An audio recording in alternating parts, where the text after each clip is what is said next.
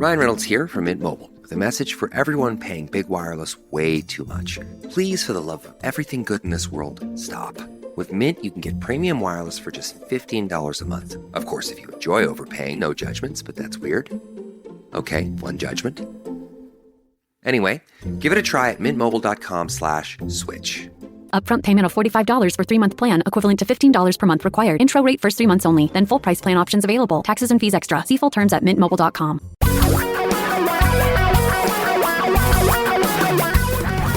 Reality radio for a really great future.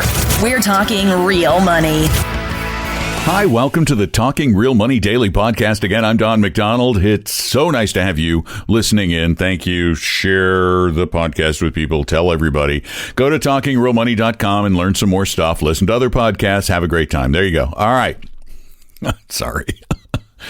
I was going to have a really bad overarching theme today. It would have been a little...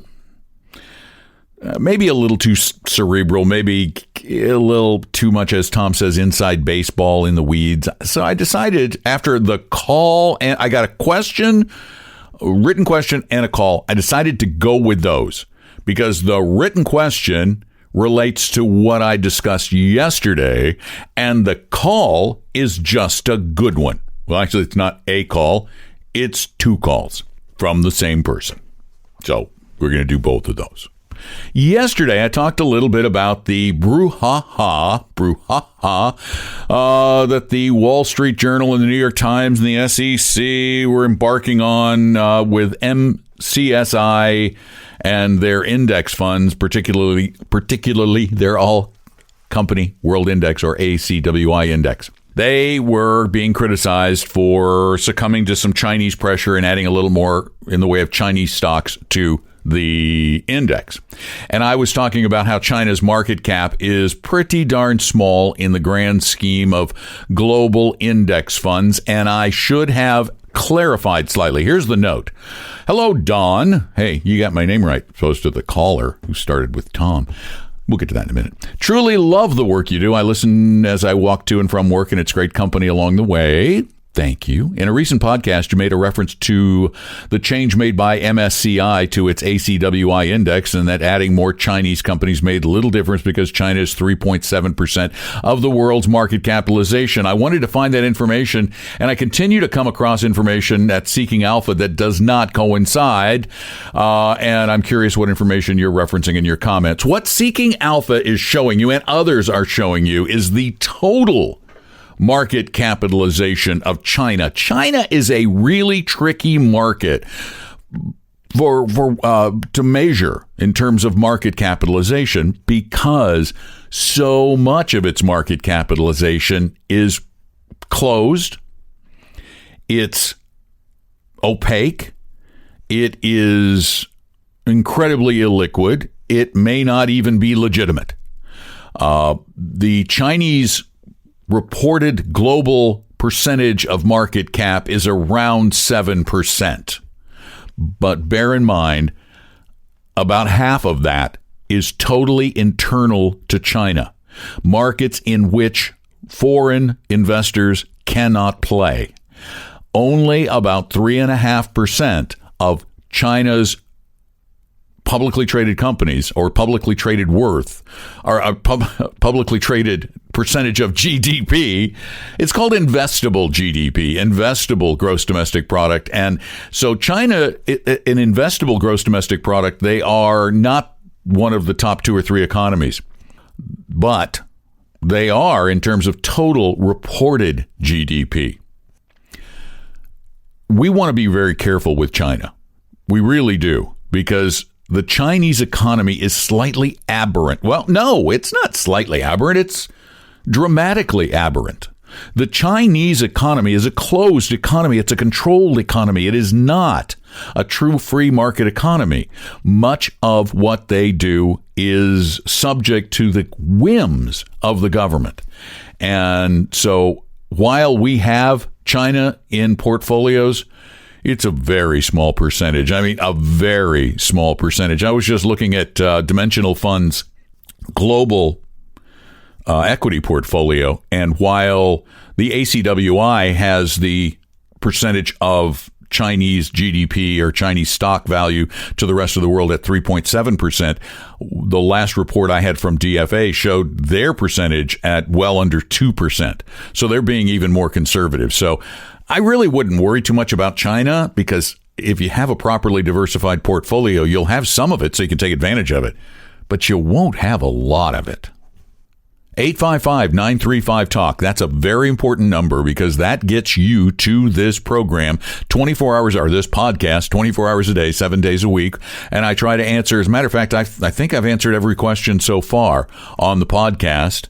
And let's go to, and I'm just trying to answer them in order as they come in. Let's go to today's question. Hi, Tom and Don. This is Jane. I'm calling because I live in the Seattle area, and I work at a hospital as a physician in training, and I'm calling because I was wondering if you could do a quick rundown, like you have done in the past, of how to look up financial advisors that people recommend to you, and how to look up their companies to find out if they're dual registered or not, how to figure out what their fees are, of how to find that, I think, like Part 2 or Part B thing you guys talk about, looking up to see actually what their fees are, and then potentially how to look if they've ever been in some sort of trouble with previous clients. I know there's a way to report that, but I don't know exactly how to find it.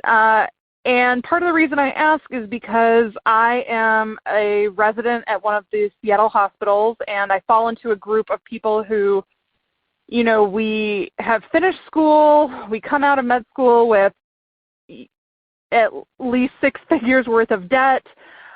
We start working for another 3 to 7 years in a training program to get board certified in a specialty before we ultimately end up making pretty decent money after that. But in the interim, we're, especially in large metropolitan areas, sort of living paycheck to paycheck, and are kind of easy prey for financial advisors who are willing to give us, quote, free advice for specifically physicians, in the hopes that one day, because they're so nice to us, we will adopt them as our financial advisors once we're specialized attending physicians. So if you have any advice or information about that particular instance, I would also love to hear your take on that. Okay, thanks, bye. Actually, today's question is a two-parter, so here's the second part, and then I'll answer them all together. Hey, Don, this is Jane with my follow-up question. I just left a question about how to look up financial advisors and realized I wanted to leave you an example to look up.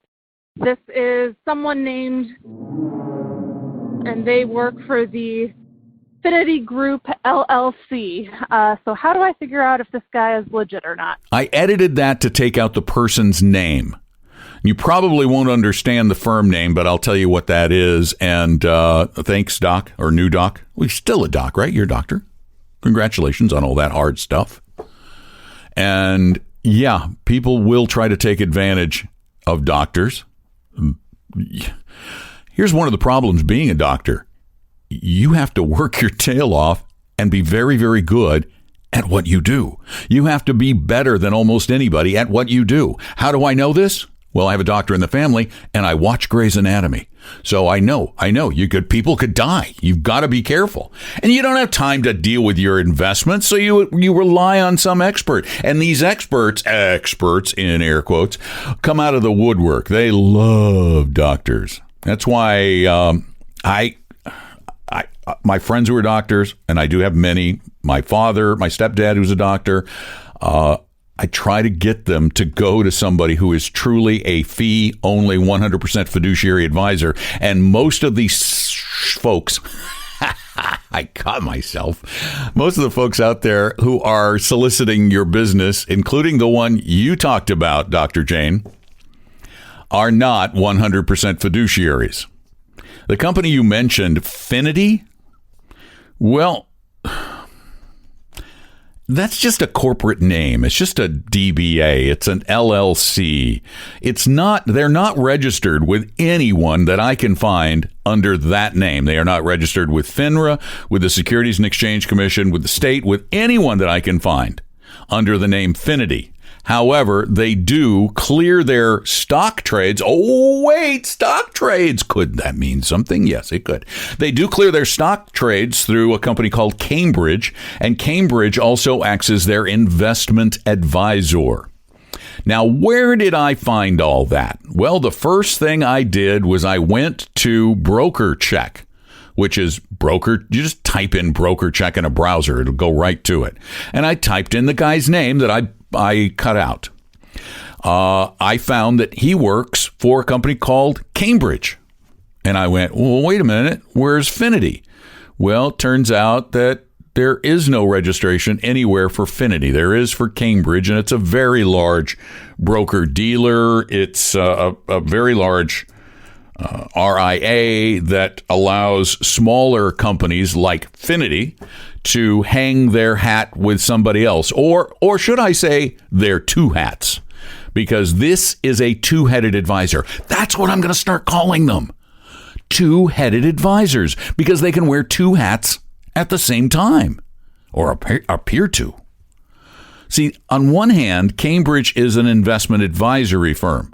On the other hand, Cambridge is a broker-dealer, so they can sell commission products and they can provide advice for a fee. They are dual registered. That's what it's called. I would advise anyone who is looking for help with their money once they have some to avoid dually registered advisors like the plague. If they have a broker-dealer license, and you can look that up at BrokerCheck through FINRA, then I definitely wouldn't go with them. Now, as for the other way to check them out, that's at Advisor, and there are two ways to spell advisor in America. I know. What are we thinking? There's Advisor with an OR and Advisor with an ER. Well, the SEC spells it ER, so it's in advisorinfo.sec, Securities and Exchange Commission, .gov. And when, I am going to do it right now live on a taped podcast. When I type in Cambridge under the firms, then Cambridge Advisors pops up, investment advisory firm.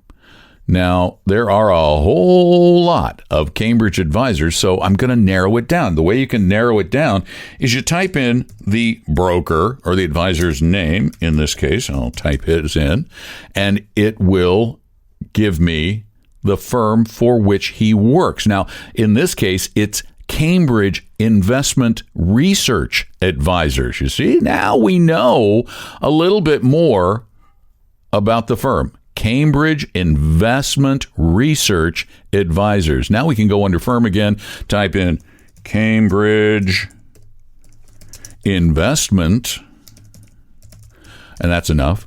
Oh, but if I spell Cambridge properly, it's enough. Type in Cambridge Investment Research Advisors. They're out of Fairfield, Iowa, and then you can click on the Get Details. That brings up what is called their Form ADV and their Form ADV Part 2 brochures. Don't go to the ADV. Go to the Part 2 brochures, because the Part 2 brochures are written in plain English. Now, these guys have two ADV Part 2 brochures. There's the CIRA Advisors, whichever that is, and there's the Wealthport Wrap brochure. Basically, what these guys do is they package products. They're easy for me to say, pre-packaged products. It's a lot of P's. And the advisors use these wrap accounts. Now, the fees are listed somewhere. There's a table of contents. One of the most important things you can look at are fees. Now, this is the kind of fee structure you want to run away from. Maximum advisor fee, shown on their ADV Part 2. Advisor directed 2.25%. Now, that is before the cost of any investments they put you into. So let's say they put you into a mutual fund with a 0.5% annual expense ratio, or with their smaller accounts, your expenses could be 2.75%. You're approaching 3% per year. Now, think about that. How much money do the investments have to make for you to break even?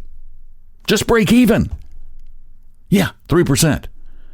How much do really safe investments earn right now? Less than 3%. So you got to take a bunch of risk to just break even. Let's say they're magical. They get you 10%. Then they deduct the fees and expenses. You're looking at 7. That's just too high. These are people with whom I would never, ever, ever, ever work. And I would advise all of your colleagues to never, ever, ever work with them either. When it is time for you to start investing, one, you want to invest in your 401k at work, or actually 403b at work, but you want to make sure it's not in insurance products. Make sure it's in good no-load mutual funds from Vanguard or Fidelity, not actively managed, but index funds. Build it for your risk tolerance. Get your risk tolerance. Figure out what that is. Go to talkingrealmoney.com, click on the risk quiz, take the risk quiz, find out what it is. Then, when you're beginning, do it on your own. You don't need these guys. You don't need us guys. If you're putting $5,000 a year away into an IRA, do it with Vanguard in their Total World Fund if you're a high risk taker, if you're somebody with a high risk tolerance. But don't go with these guys. Chase them away with a stick. Actually, chase them away with one of those really gigantic needles, like for a spinal tap or something. Say, hey, before we get this started, I need to draw some blood. Can you do that? Is that legal? Can you chase off investment guys with a needle? Anyway, thanks for the questions. Those are really great. See why I didn't need a topic? I went really long on this one. Thanks for listening. Appreciate you being there. Take care. Tell your friends, go subscribe on iTunes or Apple Podcasts so that we can get up in the rankings. Please, come on, help us out and take good care. Thanks for being there. I'm Don McDonald. Talking real money. We hope you realize that the information provided on Talking Real Money is for educational and hopefully enjoyable purposes only. Providing personalized financial planning or investing advice takes time, so please consult with a really good fee-only fiduciary investment, tax, or legal advisor. We know a good one. Investing must always involve risk. In other words, you can and probably will lose money at times. Also, as much as you want it, no one can accurately, consistently predict the future.